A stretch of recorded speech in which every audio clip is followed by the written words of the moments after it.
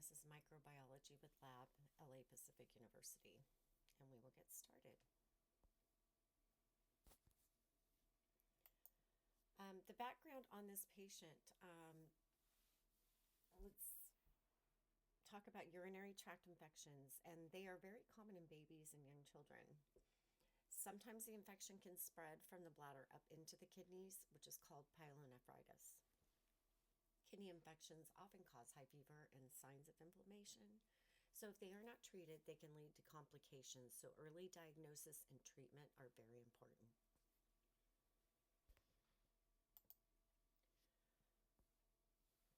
E. coli and why it matters. E. coli is the type of bacteria that normally lives in the intestines.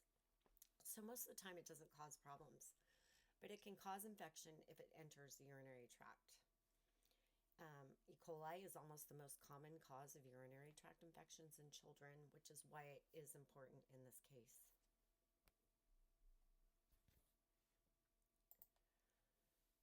We have the case presentation of the patient history. And the patient in this case is a 13-month-old little girl who came into the emergency room with a fever of 39 degrees Celsius, and she had it for over 2 days, her parents reported. No other symptoms were reported. The fever started quickly, and there were no other symptoms reported, so she also had no medical problems, allergies, or known exposures.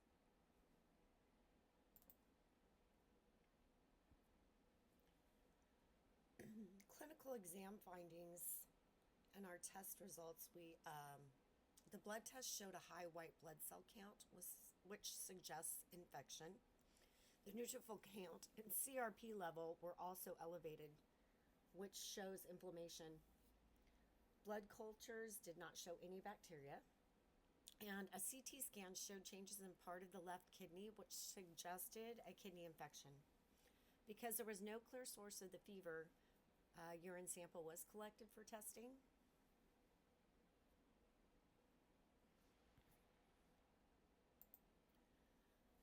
The urine sample was handled using proper sterile technique.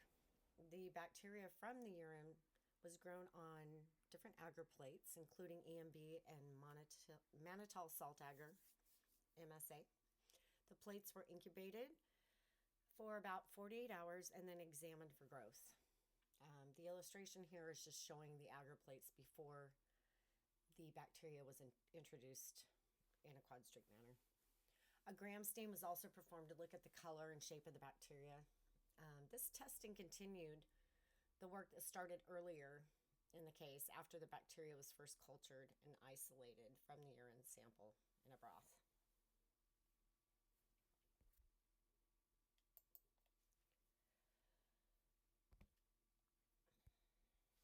Urine culture findings. After incubation, the urine culture showed heavy growth of one type of bacteria.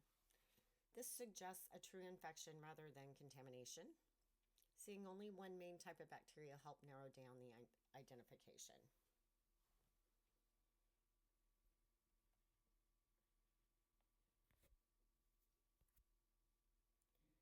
And here we are showing the EMB agar plate. So the bacteria grew on the EMB plate and formed a purple metallic sheened colony or colonies. EMB is used to grow gram-negative bacteria, so this result supported that the organism was gram-negative.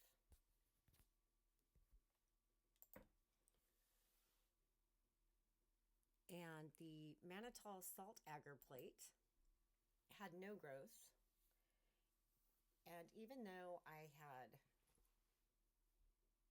not done the plate correctly, as there was not a whole lot of agar in there, I was able to get quite a streak of bacteria on that plate, so I know that it would have grown some sort of colony had it been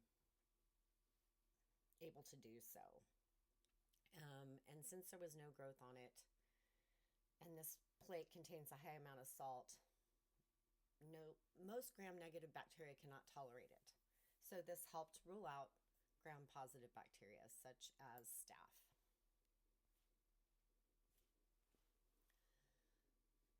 So the results of the gram stain and catalase test The gram stain showed that the bacteria appeared pink and rod shaped. Pink staining means that the bacteria is gram negative.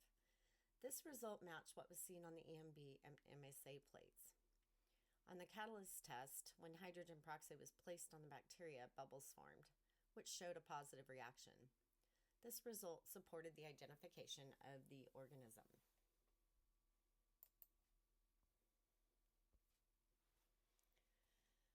Okay, so putting all these results together, when all of the results came in and they were reviewed, they pointed to the same conclusion. The bacteria was gram negative, it grew on EMB, and it did not grow on the MSA plate. And the Kirby-Bauer DIS test also showed that the bacteria would respond well to tetracycline as a treatment. Since the infection came from the urine and caused a kidney infection, and the test seemed to show that E. coli was the most likely organism.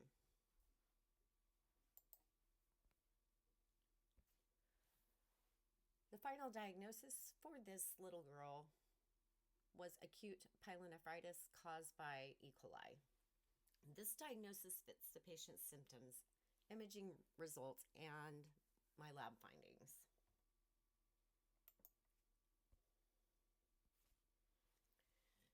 So the treatment plan. Antibiotic testing showed that this bacteria was resistant to tetracycline.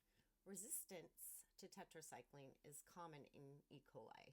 Treatment would involve antibiotics commonly used for kidney infections in pediatric patients.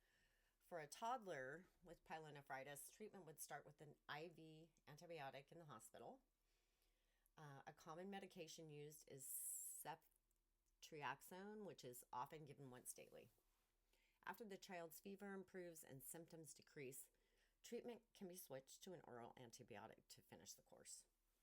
Antibiotic choice would be adjusted if needed based on the lab results. So the expected outcome: with prompt treatment, most children recover fully from this pyelonephritis. Fever usually improves within a few days and lab values return to normal. Early treatment helps prevent kidney damage and long-term complications. In this case, the expected outcome would be a full recovery.